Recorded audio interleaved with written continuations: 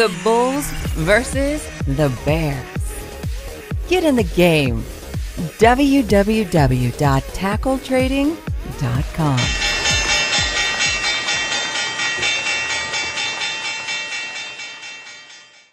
Hello everybody, this is Coach D with TackleTrading.com, here to give you a market update and a recap. And starting out here with the chart of the E-mini S&P. So now, if you look at where the stock chart's sitting, we've seen it break up above this big 200 period moving average.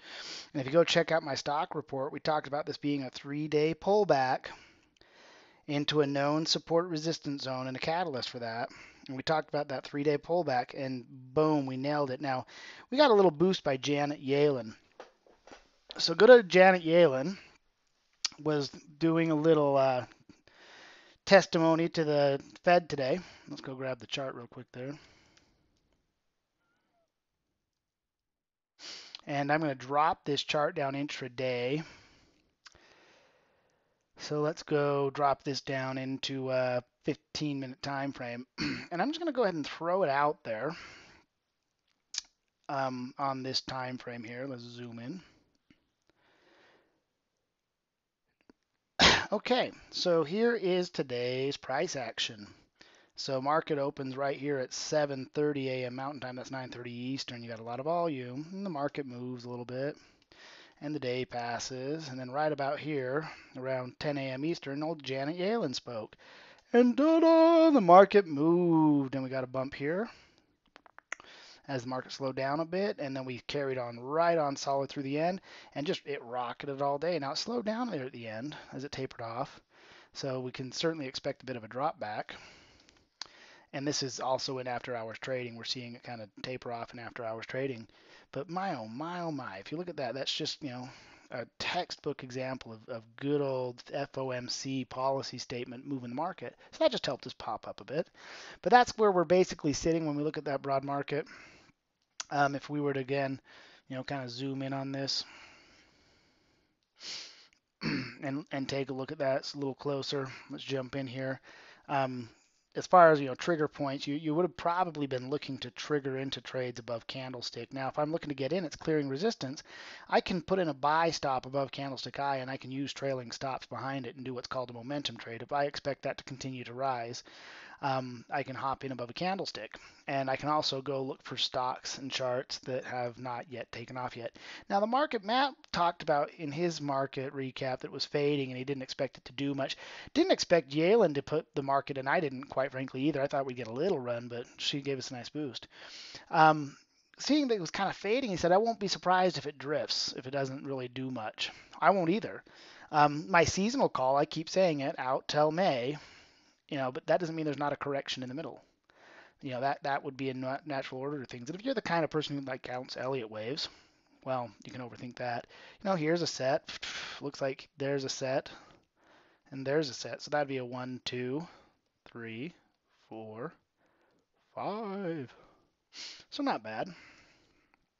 But does that mean that this is going to chop now? It can go into complex runs and stay in a channel for quite some time. The idea of it fading, though, it is a little bit, and I think we're going to continue to rise in the near term for at least a small swing, probably no bigger than that one, maybe even a less, continuing the fade, and maybe we get a correction.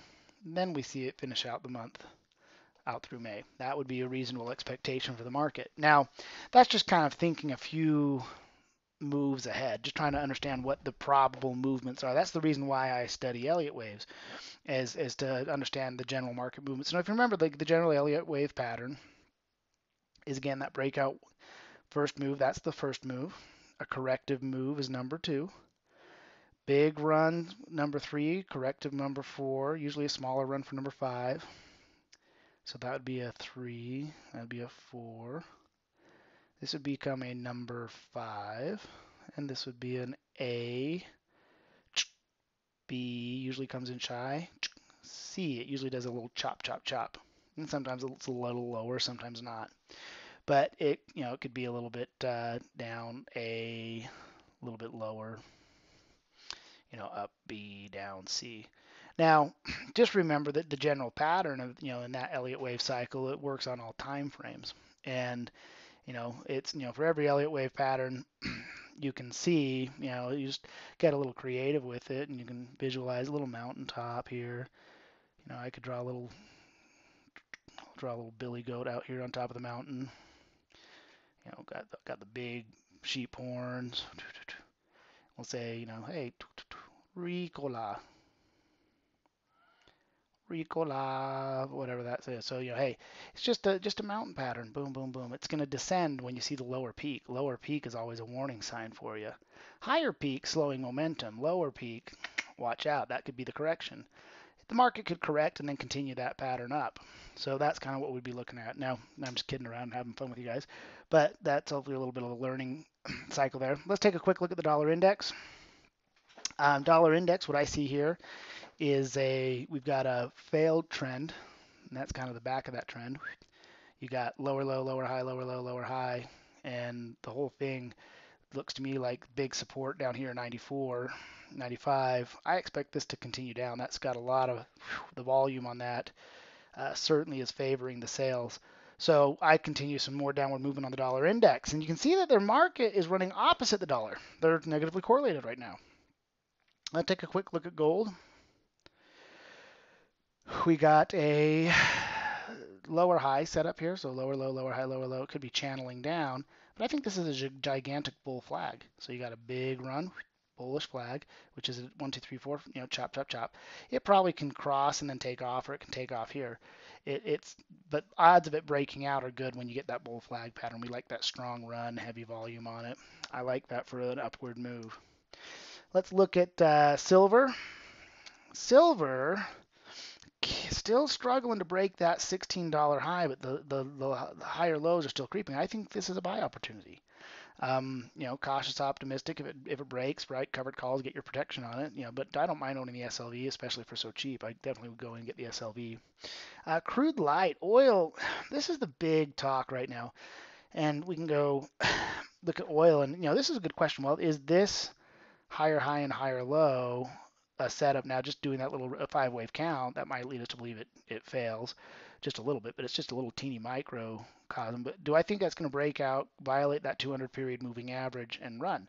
The macro picture from like a weekly chart is, lower low, lower high, lower low, lower high, support could become resistance. So we look at that, support could become resistance idea, and this fails and starts heading back down. That's certainly plausible. The inventories in oil are near record highs. Why I would think that this may buck the trend and continue to rise here, which is what I actually think it's going to do, because I seasonally like oil one time a year, March through July. That is my oil run. Every year I look for the oil run. It doesn't always happen, but it's seasonal, and it typically does, and so that's why I would expect it to reverse trend. But inventories are high, so we got an oil report tomorrow. Every Wednesday, you got a crude report on inventories, and so if that comes in higher or lower than expected, that'll affect the chart in the near term. But I'm still liking oil to the upside, but with good risk management, that's okay. So the USO or the OIH are good candidates. The Nasdaq. Is kind of in the kiss goodbye zone. It's still trending up, but there's a lot of overhead resistance. So as we talk about, the market fading into the known support resistance, it could bang its head and, then come out. It can bang its head and lead to a big drop. We don't necessarily know which way it's going to go, but that's a big critical point for it. So keep an eye on it. Definitely an important part of the Nasdaq. The Dow is looking like it's going to press this. This is what I'm expecting. Here's the broad market. So resistance, boom, resistance, down, trend, and it's pressuring it right now. It's knocking on the door. It's getting up above those moving averages, and I think we're breaking is my guess.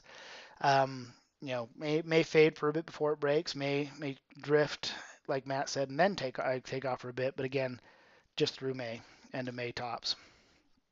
So then we can take a look at the VIX volatility index, and the volatility index is pressing down, and we're heading down towards about 13. When the VIX is low, I don't consider it low until it gets below 12.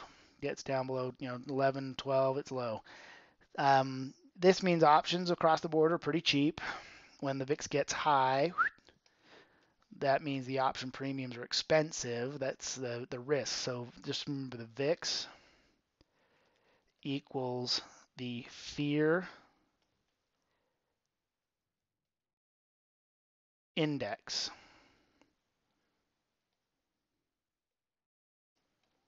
And I mean, it is how afraid is are are you terrified?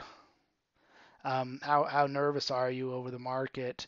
Um, means that the insurance premiums, like put premiums, would get expensive. So when people are fearful and they're scared and they're shaken, that's when the volatility index is rising and it's negatively correlated to the market. So keep that in mind. When we see VIX at extreme lows, if we see the market continue to rise and we see that VIX getting out towards 11, 12, 10, and the market's overextended and we're getting into May, watch for that reversal. And don't be surprised if the first sell-off is a little bit of a doozy. But that's what we're looking at, and I think that across the board, we're kicking butt this week. We nailed it on our stock report. If you get a chance, go check those out. There's still a couple good option candidates out here. Let's go grab that real quick. Let's go look at a chart.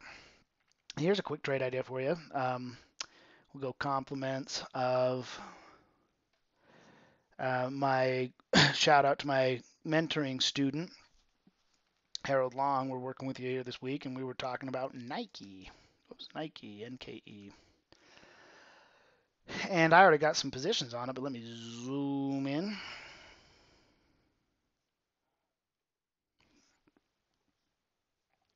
And we got ourselves a little bullish tracement. I've already got some positions on, so let me pull it back over here on the left. And we've got that, higher high, higher low, higher high. It's retraced good 50% of that range, 61.8% probably. And it's slowing down. And the volume was really strong on the run up, and it's tapering on the run down. And it's slowing down, and there's some signal candles, and it's coming into the trend zone. So this is a double whammy. It's in the trend zone. It's in a Vib ratio. It's got a buy signal. The volume picture was good for the run. It's getting looser here. They had an earnings announcement, which I actually believe they beat, and I wouldn't be surprised to see this recover. So I'd plan a trade around this. Oops, let's do that one more time. Okay, and I'd put in a buy stop. And if I picked up some shares, I'd want to get an exit strategy, probably somewhere down here below support if it forms. And that'd be a sell stop. And then I would look for a target, probably no higher than the top of that range. I'd be more conservative on this one, probably shooting for somewhere around 64 tops. And that would be a nice little reward to risk ratio where your reward out here far exceeds your risk down here. So nice little reward to risk ratio. Now that'd be a pretty simple trade to plan. There's no guarantees. This is not specific advice to buy or sell that, but it's just a good trade setup, ideal for a good practice virtual trade. Practice that trade, see how you do. Nice little candidate on NKE. If you're looking for a bear candidate, let's go take a look at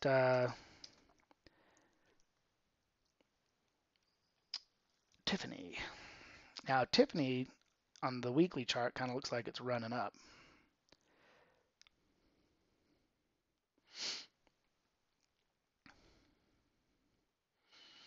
Got a little upward movement there, but it's coming into a big, strong overhead support resistance zone from the past. So here's known support resistance in the past. Well, that known support resistance in the past is going to probably lead to a resistance point here. And if I change this to a weekly time frame,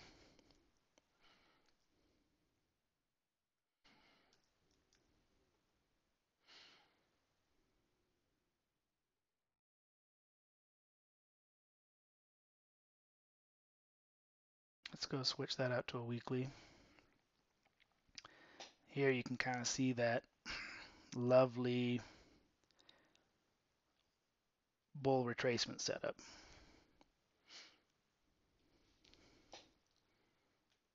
Let's grab the zoom in on just that spot. Okay, so here's that general trade setup. So it was kind of lower low, lower high, lower low, big drop, boom, rally, known support resistance, signal candle, needs confirmation down. So I'm taking this from a weekly perspective, and you can see I've got a little virtual trade set up on this. And again, this is not specific trading advice, but just a good little idea to look at a trade. We got a little trigger below support, a little stop loss out above it, and a target at known support. So we're taking a little bit of risk in exchange for a lot of potential reward, and we'll look to take a profit anytime we get down in there. So those are some fun little trading ideas for you. I hope you like this market update and recap, and we will see you guys all in the clubhouse.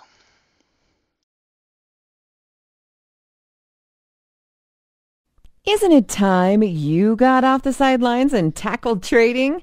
Join our online community of active traders where we make it happen every day. Stocks, options, futures, and Forex at www.tackletrading.com. Get in the game.